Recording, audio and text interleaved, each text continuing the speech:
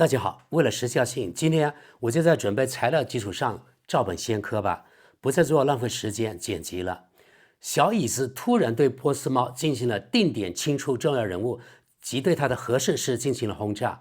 波斯猫每次都是嘴上说的震天响，但就是没见什么雨点，如果有，也只是毛毛雨。比如说，仅派了近100架无人机对小椅子进行所谓蜂群轰炸，说到底还是波斯猫毫无准备。另外呢，就是怂逼一个。波斯猫其实骨子里呢是甜美的，至少是惧怕山姆大叔的。他们其实很多人，特别是年轻人，也是舔山姆大叔的。波斯猫自己呢是颗棋子，还以为他是棋手。另外，以为与山姆大叔谈判，委曲求全就能够解除制裁，哪知道山姆大叔是在拖延时间，好给小椅子做好准备。波斯猫重量级人物接二连三被定点清除，说明它的内部已经被渗透成筛子了，而且他们内部有无数的带路党。宗教领袖还选了一个亲美的总统，疏远大毛以及东大，波斯猫的结局也就注定了。接下来很可能是波斯猫会继续被轰炸，会被按在地上摩擦。之前波斯猫也把队友害惨了，比如说胡塞拖鞋军黎巴嫩真主党巴勒斯坦哈马斯、叙利亚阿萨德等等。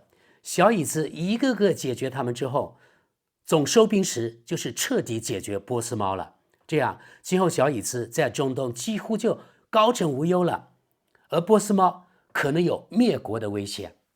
山姆大叔总统此地无银三百两的说，他与此事无关，也没有从情报方面帮助小椅子。对于波斯猫的处境，其实呢，我一点都不同情。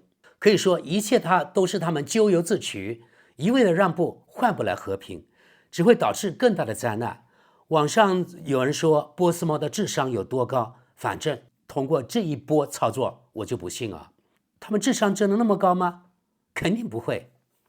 德国网民还有德国媒体又是怎么看待小椅子摩擦波斯猫的呢？我们先来看看德国《时代报》的报道。以色列袭击伊朗事件最新进展，已知袭击细节。以色列分阶段对伊朗实施了打击，美方似乎事先知情。伊朗已发起报复性反击，造成多人受伤。以下是事件概要。袭击具体经过：黎明前夕，伊朗官方媒体通报首都德黑兰发生多起爆炸，以军随后承认对伊朗实施打击，称目标系伊朗核设施，属于预防性、精准化、组合式进攻。除核设施外，称其他军事目标也遭袭。德黑兰清晨持续被爆炸震动，疑似以军发动的多轮攻势。以军发言人德夫林表示，此次行动出动200余架战机，打击了超过100个目标。据伊朗媒体午前报道，以色列再次发动袭击，大不里士、设拉子等100万人口城市及纳坦兹核设施周边发生爆炸。以军周五下午表示，已完成对所谓地导弹系统的系列打击。过去数小时内，以军战机摧毁了数十个火箭发射器、军火库及军事设施，包括伊朗西部一处秘密导弹发射系统。截至晚间，以军持续发动攻击，军方称打击目标包括改装飞行器的发射基础设施。伊朗媒体则报道什叶派圣城库姆遭袭，以军则声明袭击了伊斯法罕核设施。据安全部门消息，以色列摩萨德情报机构曾通过深入伊朗境内的多次秘密行动，为此次空袭做准备。其预先部署的爆炸装置和导弹破坏了伊朗防空系统和地对空导弹阵地。另有数架攻击无人机此前秘密集结于伊朗境内隐蔽仓库，夜间突袭时出动轰炸了伊朗火箭发射装置。袭击目标包括哪些地点？除伊朗首都德黑兰遭袭外，内塔尼亚胡称该国核设施也受到打击。以色列已击中伊朗铀浓缩计划核心设施。以色列对伊朗的军事打击，以下几个地点受到以色列打击：国际原子能机构确认伊朗关键核设施遭袭，总干事格罗西通报，纳坦兹用浓缩设施位列打击目标。据以色列总统赫佐格发言人透露，格罗西告知该伊朗核设施已遭严重损毁。以军称多层地下设施也被击中。伊朗原子能组织承认设施受损，但初步检测显示厂区外未发生放射性或化学污染。伊朗方面表示，阿拉克重水反应堆及哈尔辛核基地同样遇袭，具体损毁情况尚不明朗。据伊朗官方媒体报道，德黑兰招袭目标包括将领与核科学家住所、陆军总部及城西军事设施。伊朗西部多市成为主要打击区，包括库姆、克尔曼沙赫、大布里市等地。该区域部署有部分防空系统及导弹发射井。目前袭击总体规模仍难评估。除纳坦之外，是否还有其他核计划设施受损、具体受损设施清单等问题亦未明朗。伊朗方面阵亡情况，高级军官阵亡名单：侯赛因·萨拉米少将，他是革命卫队司令；穆罕默德·巴盖里，伊朗武装部队总参谋长；阿米尔·阿里·哈吉扎德，革命卫队航空航天部队司令、导弹计划设计者；郭拉姆·阿里·拉希德，所谓应急指挥部负责人；麦赫迪·拉巴尼准将，武装部队副总参谋长。核科学家遇难名单：塔斯尼姆通讯社确认6名科学家死亡，他们包括沙希德贝什赫提大学核工程学院教授、核物理专家、核物理教授、伊朗核计划前负责人。总体伤亡统计目前尚无法确认，袭击造成的总伤亡人数含平民。伊朗媒体初期统一报道称，德黑兰省至少78人死亡，329人受伤。伊斯纳通讯社另报道，西北部东阿塞拜疆省18人死亡，官方尚未发布最终伤亡数据。以色列军方对袭击伊朗的正当性解释如下：核计划临界威胁。以军声称，伊朗伊斯兰共和国在其核计划中已逼近不可逆的临界点。过去数月累积的情报证据表明，伊朗政权正接近无回头路的境地。相关技术进展使德黑兰当局已具备将铀浓缩至军用级别的能力，从而可能在短期内获得核武器。以色列军方发言人德夫林进一步指控伊朗政权已启动秘密计划，指使其顶级核科学家秘密进行试验，以开发核武器所需全部组件。他补充称，伊朗正在制造数千枚弹道导弹，并计划将数量翻倍甚至增至3倍。另一动因是伊斯兰共和国在中东的影响力。伊朗政权持续武装、资助并指挥其在整个中东的代理人对抗以色列。德夫林表示，此次行动旨在消除这一威胁。伊朗方面作何反应？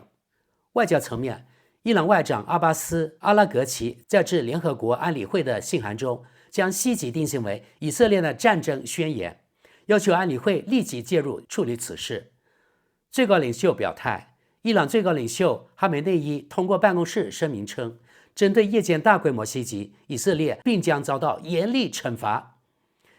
军事反制，以方通报称，伊朗在遇袭后数小时内向以色列发射逾100架无人机。据报，部分无人机在约旦领空被拦截，其余在叙利亚沙特阿拉伯上空遭击落。以方表示，所有目标均被成功拦截。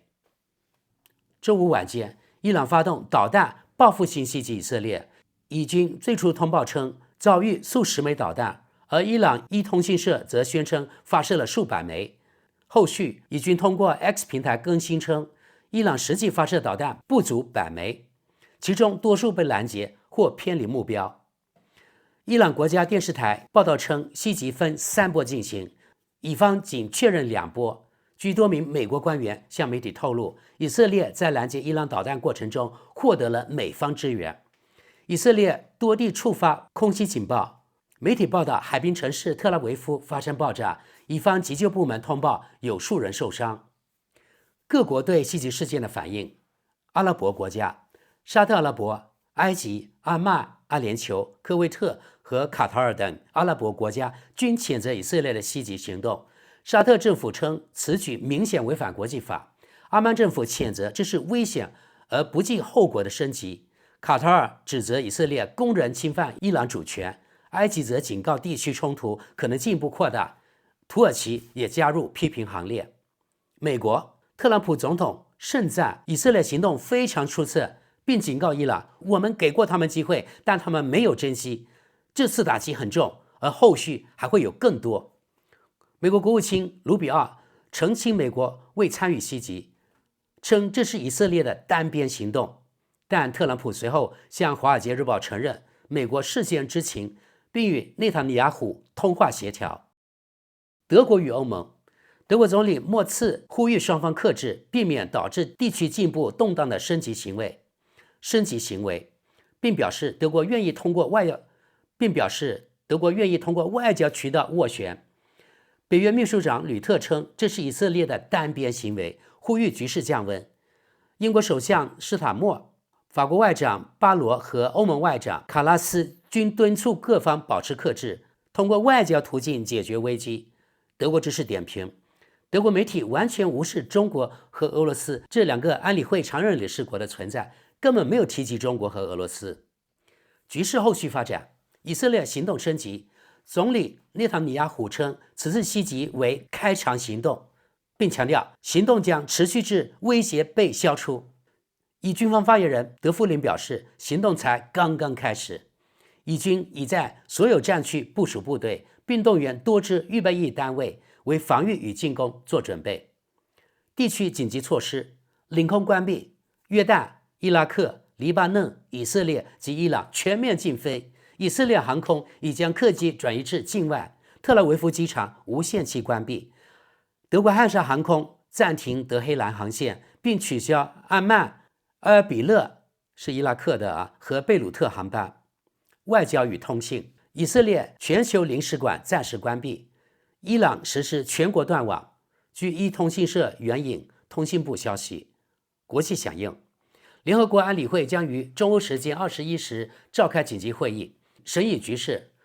会议由伊朗申请，或俄罗斯和中国支持。德国外交部发布以色列全境旅行警告，提示随时可能遭遇无人机或导弹袭击。局势评估，地区爆发全面冲突风险极高，去年已多次濒临战争边缘。一方媒体推测，若冲突持续，可能与伊朗交战至少2周。好，朋友们，报道暂时就那么多。当然，局势随时都可能发生变化。那么现在来看看与以色列一边的德国网民如何看小椅子袭击波斯猫。我得说明，这是德国中间偏左的媒体。我预测理解小椅子与同情波斯猫的比例大概差不多。随后呢，我们还会看看德国中间偏右的媒体《世界报》的网民评论。如果没错，那里的网民可能会一边倒的支持小椅子。好，咱们先看中间偏左《时代报》网民评论。比如说，这条评论是这样的：无论外界对以色列的行动持何种看法，从军事角度来看，以色列向来雷厉风行，不留余地。他们以全球罕见的行动效率和成功率，一劳永逸地清除国家面临威胁。这种行动力在纯粹的军事和情报领域堪称独步天下。下个人叫安斯拉谢，他是这么说的：以色列身为拥核国家，竟公然袭击他国，只为阻止对方发展核力量。我敢打赌，国际社会绝不会对以色列实施任何制裁。相反，德国还向以方输送武器，荒谬至此，令我无言以对。看下则评论，是 Haman Ledlos。伊朗在45年前，需强调是毫无缘由且因内政需要，将以色列称为小撒旦，并将消灭以色列定为官方国策。伊朗还持续明确表态对此目标的认真态度。削弱或消除伊朗实现这一灭绝企图的能力，显然具有正当性。若伊朗真希望终止遭袭，就该修改他的宪法，停止支持真主党与哈马斯等恐怖组织，届时以色列会自动停火。此冲突唯一起因在于毛拉们的仇恨，外加一个对他们有用的副作用，利用冲突转移伊朗民众对国内弊端的注意力。我们再看下条评论 Pellegrin 但愿这次能彻底终结伊朗的核计划。然后再下个人叫 Vanna， 他说这本质上是国际社会的集体失败，毕竟伊朗从未停止其核武计划。我实在难以理解那些总为俄罗斯辩护、大谈俄方安全利益的人，尽管俄罗斯根本未受威胁，但却对以色列确有依据的安全利益漠不关心。只要国际社会无力阻止伊朗的核计划，以色列就不得不采取行动。再看下条评论 Marseille 先是黎巴嫩，再是叙利亚，如今轮到伊朗，顺便还占领约旦河西岸，而德国还竟为此提供武器，高谈什么国家利益？按这逻辑，我们是不是马上也要给俄罗斯送军火了？下个人呢叫 Mongolo 4，伊朗企图消灭以色列，而以色列并不想消灭伊朗。值得注意的是，以军无人机竟是从伊朗境内的基地起飞的。再看下一个叫 DD79， 干得漂亮，以色列。下个网民呢，他的名字叫真理让人感到痛。他说，许多网友谴责以色列政府时，未免太过轻率，必须认清，伊朗多年来一直企图毁灭以色列。若毛拉们真获得可用核武器，两国恐将爆发核战争，但袭击民用设施和住宅绝对不可接受。再看下条评论亚尼，这不过是必然结果。多年来，各国为让伊朗和平利用核能不但让步，而他们却只想浓缩铀造核弹。既然无人阻止，现在以色列出手制止了这些什叶派恐怖主义金主，世界只会因此更安全。好，看下条评论吧。Frido Hies 对德黑兰居民区的袭击实在令人费解。难道20层楼高的住宅楼里也藏着铀浓缩设施？看下条评论吧。以色列对伊朗核设施的袭击及针对高级军官的定点清出是危险的升级行为。此举无视国际法，将整个中东推向全面战争的边缘。内塔尼亚胡选择军事挑衅而非外交途径，不仅危及平民生命，更成为其转移国内政治压力的手段，而国际社会却在袖手旁观。下条评论 Pellegrin 最理想的情况是彻底铲除这个伊斯兰毛拉政权，让伊朗人民重获自己的国家。好，下一条评论再看看。很遗憾必须指出，内塔尼亚胡，我特意强调是内塔尼亚胡而非以色列，在其四面出击的行动中造成了太多附带损害，也就是无辜者丧生。再往下看 Snake Grab 2， 绝不容忍伊朗这样藐视人权、奉行伊斯兰极端主义的政权发展核武器，因此此次以色列预防性打击完全合理，仅针对军事目标，且显然实施得极为精准迅速。好的，朋友们，到此已经很清楚了，大部分评论都是站在小椅子这边的。那么现在来看看几条中间偏右的世界宝网民评论。比如说第一个人叫温哥华的，他说必须祝愿以色列在打击伊朗麻辣政权上取得重大成功，若能削弱麻辣势力，使伊朗重获民主政府，这将是伊朗人民乃至整个地区的福音。以色列加油，祝你们好运。咱们看跟帖，弗里达这个人说的啊，您是指被西方媒体欢呼的阿拉伯之春吗？就像埃及那样，选举后反而让更保守的穆斯林兄弟会及其盟友一个激进伊斯兰政党掌权，那只是个暂时且危险的民主试验。军事政变后，内里才恢复平静。现在可没几个埃及人逃往德国这个天堂了。再往下 Fledermaus 这个人说，很好，以色列正在重新洗牌中东的权力格局，糟透了。德国却通过无节制的难民政策重塑欧洲权力结构，真主党和哈马斯如今可以在这里肆意妄为，柏林正在变成新的贝鲁特。下一个评论我们看 Gaben Oneman 强烈支持以色列。再下个叫 CP 的人，他是这样说的，像伊朗这样的专制政权和意识形态根本不在乎人命，与之对抗固然会付出惨重代价，但放任他们将造成更大牺牲。唯愿这个狂热政权能迅速崩溃，为该地区带来持久的和平希望。下个人叫 Terence Hill， 他说：除恶务尽，感谢以色列。再下个叫令导的人，他说：或许这能让波斯地区再次摆脱伊斯兰主义，获得自由，那就太好了。然后叫 Sven 这个人说：若直觉无误，西方价值观在戈兰高地的捍卫力度将远超当年阿富汗。以色列正在打击国际恐怖主义的源头，我们全力支持以色列方为上策。下面这个人叫路德维希，他说：先发制人行动在此完全恰当，且具有生死存亡意义。然后下面一个叫 AO 的人说我钦佩以色列展现的力量、实力和信念。考虑到以色列在该地区的幅员之小，其强大实力令人震撼。祝以色列好运并取得成功。然后呢，下个叫 Stefan 的人他说：我有位朋友来自伊朗德黑兰，据他估计，对现政权的支持率不超过 20%， 希望以色列能击败伊朗革命卫队，将这个民族从压迫者手中解放出来。然后下个人叫 Gerhard， 他说：我将这些针对犯罪军官和情报官员的定点清除定义为合法军事行动或国际法允许的自卫行动，但绝非谋杀。该指控暗示以色列不道德或违法，实属不公。看下位德国网民是怎么评论的。Setero Autumn Senso， 他说：谢谢你，以色列。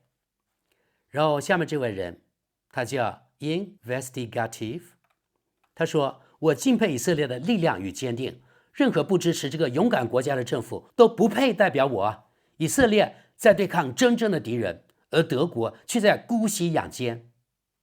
下面这位网友叫 Christian， 他说：哈喽利亚，以色列正在向全世界展示击败敌人的战略典范，以色列人也是在为我们而战。下面这个人叫 Schwarzmatt， 我对这个勇敢智慧的国家满怀敬意，以色列加油。好了，朋友们，我们不用再往下看了。从刚才一些左右两派德国网民的留言，可以很清晰的看到，德国人绝对是站在小椅子这边的。原因很复杂，媒体呢，也就是德国媒体，数十年营造的波斯猫政府恶劣形象，当然是重要原因之一。但也别忘了，德国是山姆大叔的准殖民地，德国的政客及媒体当然是服务于山姆大叔的国家利益的。我想，假如中国像波斯猫那样怂，那么弱，那西方一定也会先发制人的炮轰中国，他们的网民评论很可能也会一模一样，甚至可能还会更多的拍手称快。我们现在该明白了吧？落后就要挨打，不存在什么公平正义，拳头就是真理，或者说真理在大炮射程范围之内。所以中国人一定要强大起来，才能保卫自己的国家。西方给中国做了很多示范，今后要拿回本来属于中国的东西就容易得多了。而今天我专门戴了这顶帽子，也是我内心想说的东西。好的，朋友们，本期节目就到这里，感谢大家，我们下期见。